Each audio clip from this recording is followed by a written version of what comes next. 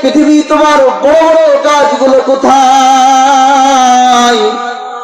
যে গাছের কাছে মানুষ গিয়ে সিজদা করতো, আমি আল্লাহকে বাদ দিয়ে গাছের কাছে সিজদা করতো, ওই দিন আল্লাহ রাব্বুল আলামিনের ওই আওয়াজে, কহারিয়াতের আওয়াজে এই পুরো জমিনটা, আসমান জমিন থরথর করে কাঁপতে থাকবে।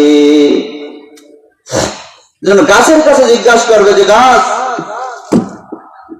আজকে তুমি কোথায়?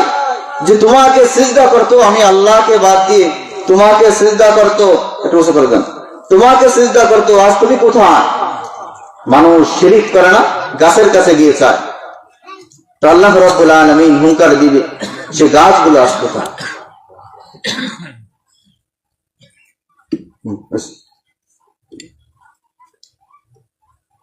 আল্লাহ রাব্বুল আলামিন গাছকে জিজ্ঞাসা করবে, হে গাছ, তুমি আজ কোথায়? তোমার কাছে মানুষ যাইতো, সিজদা করতো, বিভিন্ন জিনিস মানত করতো।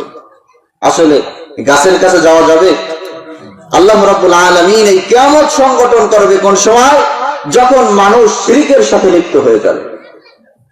এই জন্য আমরা আজ থেকে একটু আদবদ্ধ হই, জীবনে যতদিন বেঁচে থাকবো আর কখনো শিরিক করবো না। একটু হাত তুলি, কারা কারা আর শিরিক করবো না? আল্লাহ আমাদের হাতকে কবুল করেন, আমিন।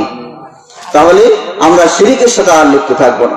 আমরা আমাদের সন্তানকেও আদেশ করব যেন কোনো শিরিকের সাথে লিপ্ত না হয়। অনেক সময় বলে দেরি যে ওষুধটা না খাইলে আমি সুস্থ হইতাম না। সুস্থ করার মালিক কেডা? আল্লাহ। সুস্থ করার মালিক ঔষধ না, সুস্থ করার মালিক কোন ডাক্তার হইতে পারে না, সুস্থ করার মালিক আল্লাহ। তো সন্তানদেরকে আমরা আদেশ করবো যেন তারা শিরিক না করে। যদি আমরা কুরআনুল কারীমের আরেকটা সূরার দিকে লক্ষ্য করি, সূরাতুল লুকমান, আল্লাহ রাব্বুল আলামিন এই সূরা লুকমানের মধ্যে লুকমান আলাইহিস সালাতু ওয়াস সালামের কথা তুলে ধরেছেন। তবে এই লুকমান আলাইহিস সালাতু ওয়াস সালাম বড় দামি মানুষ ছিলেন। সন্তানকে বলেছে, সন্তান, ইয়া বুনাইয়া লা তুশরিক বিল্লাহ, হে আমার সন্তান, তুমি কখনো আল্লাহর সাথে কাউকে শরীক করবা না। সুবহানাল্লাহ। হযরত লুকমান আলাইহিস সালাতু ওয়াস সালাম আরো বলে দেন, ইন্নাশ শিরকা লাযুলমুন আযীম, যে শিরিক হলো সব থেকে বড় গুনাহ। শিরিক হলো সব থেকে বড় গুনাহ। এই কিয়ামত সংগঠন হওয়ার পিছনে, ইসরাফিল আলাইহিস সালাতু ওয়াস সালামের সিংহায় ফুৎকার দেওয়ার পিছনে বিশেষ একটা কারণ হলো মানুষ শিরিকে লিপ্ত হয়ে যাবে। তো লুকমান আলাইহিস সালাতু ওয়াস সালাম বড় দামি মানুষ ছিলেন। হযরত লুকমান আলাইহিস সালাতু ওয়াস সালাম তিনি ছিলেন রাখাল মানুষ। তাকে দেখতে অতটা ভালো ছিল না, খাটো প্রকৃতির মানুষ ছিলেন, অধিক কালো ছিলেন। লুকমান আলাইহিস সালাতু ওয়াস সালামকে দেখতে বেশি ভালো লাগতো না। লুকমান আলাইহিস সালাতু ওয়াস সালামের কাছে আশেপাশের রাখালেরা, আশেপাশের মানুষেরা তার কাছে ইলম নেয়ার জন্য চলে আসতো। লুকমান আলাইহিস সালাতু ওয়াস সালাম কাজ শেষ করে এই মানুষদেরকে একটু সময় দিতেন, ইলম শিক্ষা দিতেন। লুকমান আলাইহিস সালাতু ওয়াস সালামের মালিক চিন্তা করলেন, সে তো আমার একজন গোলাম, তার কাছে আমি আবার কি ইলম নিব? তো লুকমানকে একদিন বললেন, হে লুকমান, তুমি আমার কাছে আসো। লুকমান, তুমি যে এই বকরির পাল গুলো রাখো, এই বকরির পাল থেকে একটা বকরি তুমি জবাই করবা, আর সব থেকে দামি দুইটা অঙ্গ আমার জন্য নিয়ে আসবা। লুকমান আলাইহিস সালাতু ওয়াস সালাম একটা বকরি জবাই করে সব থেকে দামি অঙ্গ অর্থাৎ হৃৎপিণ্ড আর জিহ্বাকে এনে দিলেন। মালিক লুকমানকে পরীক্ষা করতেছেন যে আসলে তিনি জ্ঞানী কিনা।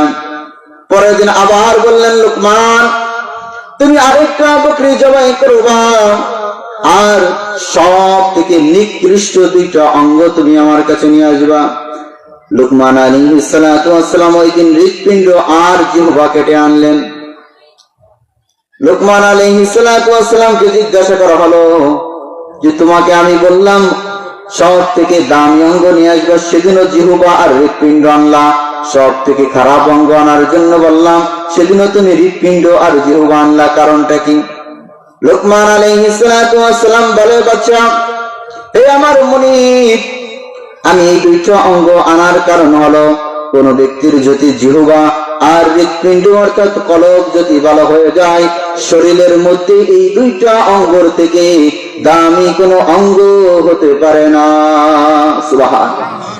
আর বলে এই দুইটা যদি খারাপ হয় তাহলে এই পুরো শরীরের ভিতরে এর থেকে খারাপ আর কোনো অঙ্গ হইতে পারে না।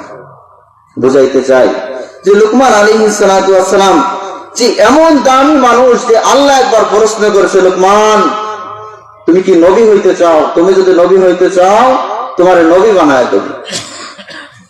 তাহলে কত বড় দামি মানুষ, সে তার সন্তানকে আদেশ করতেছে, ইয়া বুনাইয়া লা তুশরিক বিল্লাহ, হে আমার সন্তান তোমরা আল্লাহর সাথে শিরিক করবে না, ইন্নাশ শিরকা লাযুলমুন আযীম, নিশ্চয় শিরিক হলো মহা অপরাধ, সব থেকে বড় গুনাহ। আল্লাহ রাব্বুল আলামিন হুঙ্কার দিবেন, ইয়া পৃথিবী আইনা আশজারুকি, হে পৃথিবী তোমার বড় বড় গাছগুলো কোথায়? আবার বলবে ইয়া পৃথিবী আইনা আনহারুকি, হে পৃথিবী তোমার বড় বড়